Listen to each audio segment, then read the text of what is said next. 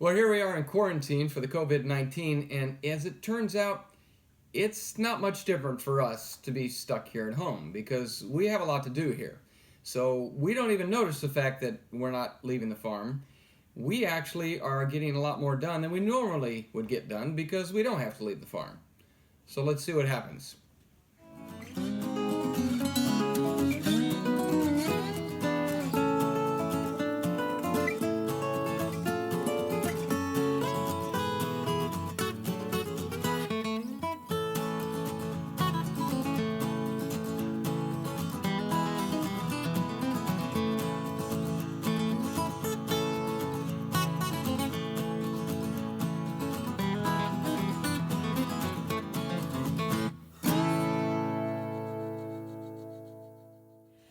So I've been really busy today processing food. With this whole virus thing going on, things are a little chaotic. Our local stores are pretty much out of common foods, and I don't want to risk having to run to the store later and them not having it. So we decided to put away some food here. It'll prevent us having to go to the grocery store, and it also gives us a chance to go through our inventory and supplies here at home to see what we have and what we need now while it might still be available. So one of the things we did today was actually go and cull our chickens.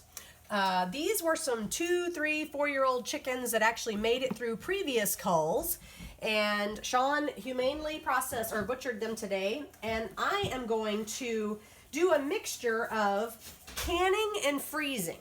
So I'm going to actually can some of the meat. I've already done one here.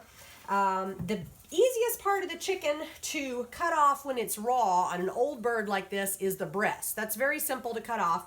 The more difficult parts, I'm just going to put all in a pot, let it boil down. That will give me both broth and then shredded meat that I can freeze for meals later. So that's what I'm going to work on now.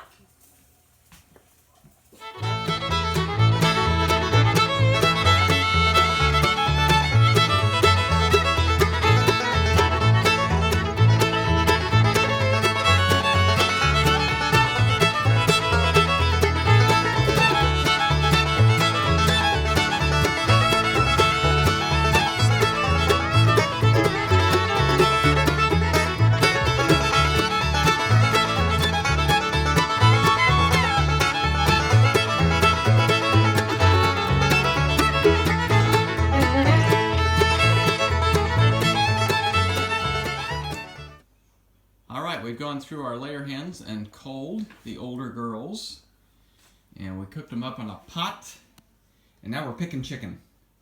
Mom's favorite pastime. No, this is definitely one of the farm chores I really do not enjoy. So what I try to do to make it a little more fun is find a very unwilling volunteer, usually. I like it because I get to eat chicken. Okay, maybe not, but makes the time pass a little easier. What? That's the good pot, and that's the bad pot? Yep, that'll be compost. That's the compost pot. Hope to catch this on camera for you, but I missed it. This is a goat that we have been waiting to deliver, and she finally did this morning, and I missed it. But these kids are 2 little girls, are up and standing. The other one's hiding on the other side of her here. Hi, girl. It's a pretty one there.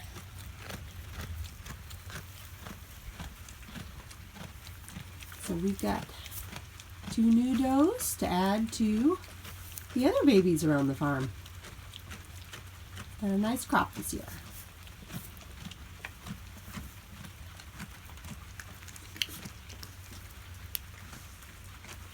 So behind me here you see a dump truck that has just brought us another load of fill. This video, obviously you're seeing a few things that you might not expect on a horse-powered farm. Let me explain. Essentially, for 9 jobs out of 10, we do use horsepower.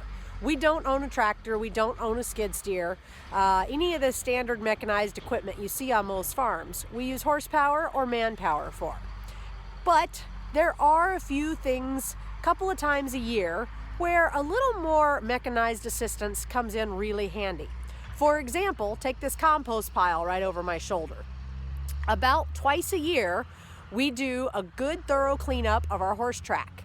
In the early spring or late winter time frame, when we can get down here, it just becomes too much work for the horses to handle, and we really need the advantages of a front end loader. So in that case, we borrow a tractor. That's what you're going to see today. In addition, we have a big problem with erosion on our property. We've got a beautiful setting back here with a lot of ravines, but we also wind up with a lot of washouts. So in order to protect our land, we work with the local community to allow certain items to be dumped here that we then use to spread as fill and erosion control. So this is actually a building that's being torn down in town. They've tested to make sure there's no toxic substances like asbestos or lead paints, anything like that. So the brick is clean, it's just brick and dust basically. So they're hauling this out to help us stop the erosion in a major area. This pile of brick will then be spread in several areas of our land where erosion is a big problem. We don't want our soil washing downstream, so we try to keep it here where it belongs. The tractor is helping us clean up. We're actually hauling this compost uphill to the garden. Now, in the past, before we found a friend who had a tractor to borrow, Sean actually did a lot of this by hand. We used a dirt scoop the horses pulled, we dumped it into a pile, then he shoveled it onto a wagon that the horses would pull up. But as you can imagine, that's really hard on a guy's body, and it's really hard on a team of horses, and it takes weeks to finish the job. So a tractor can make the job last a couple of days, and we're finished and we can move on. So we try to balance everything, including our time, our physical abilities, and that allows us to get to work, get seeds planted, and move forward.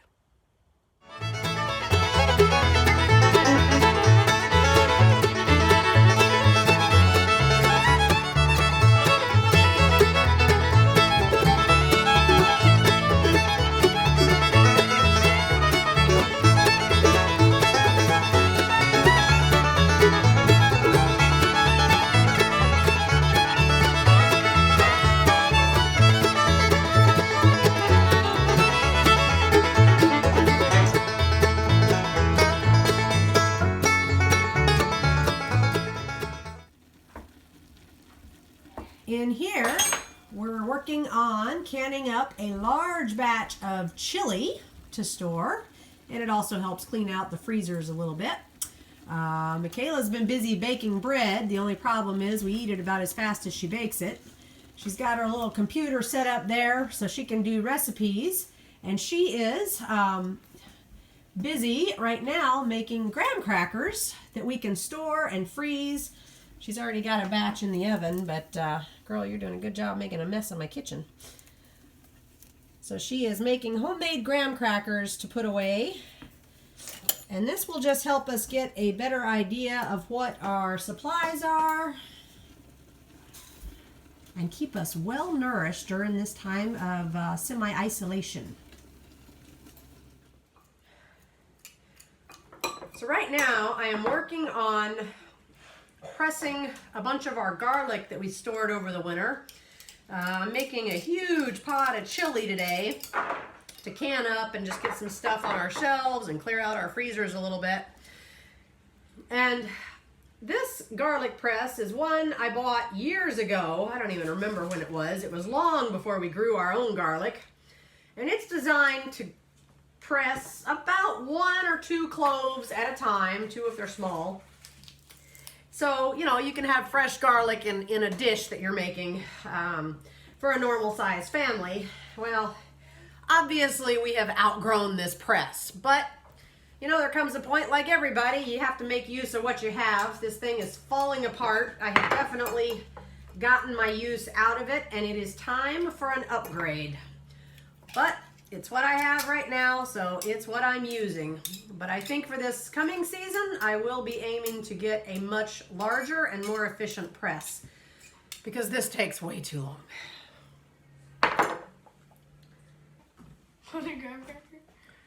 Ooh, I get to try one of the freshly baked graham crackers. Oh, those are perfect. Yeah, they're actually That tastes just like a graham cracker. Good job. It's one of the perks of being mom. I get to sample all the fresh baked goods. Hey, we're back out in the garden today. It's a little dreary, kind of wet, but that's actually good for conditioning the bales. We're using 3 different types of nitrogen application to condition these bales. One in the strawberry patch, one here in the loofah trellises. These are 16-foot cattle panels that are set up behind me. And then we're using a different method here in the garden area. We've also got compost up from the track. What we're gonna do here is these rows are about 6 feet apart. That allows the horses to get between them. With the homesteader equipment, we can harrow, we can potato plow, we can do whatever we need with the horses between them. And we're actually going to plant the same plants in the row as we do on the bale. And that way we're going to compare what does better, the bale gardening or the row gardening. And then behind me over there is the kids' old swing set. We actually set that up with some netting for a pea trellis. So we're going to have some trellising there. And then the far area over there, we haven't prepared that yet, but that's going to be corn. We're going to try some Three Sisters this year, which I believe, and Danielle will correct me, I think it's corn with beans on it and then squash below that. So that ought to be interesting too. We're looking forward to all that, but everything is looking good so far. We're excited to get some plants out here. Well, as you can see, we're in full swing here, getting ready for the season. We've got a lot to do, and we're going to be making videos as we go along the way. The best way for you to keep up with us is to subscribe to our channel, and that way you'll be the first to know that we have a new video as I'm being attacked by animals here. But go ahead and subscribe, and you can follow our journey.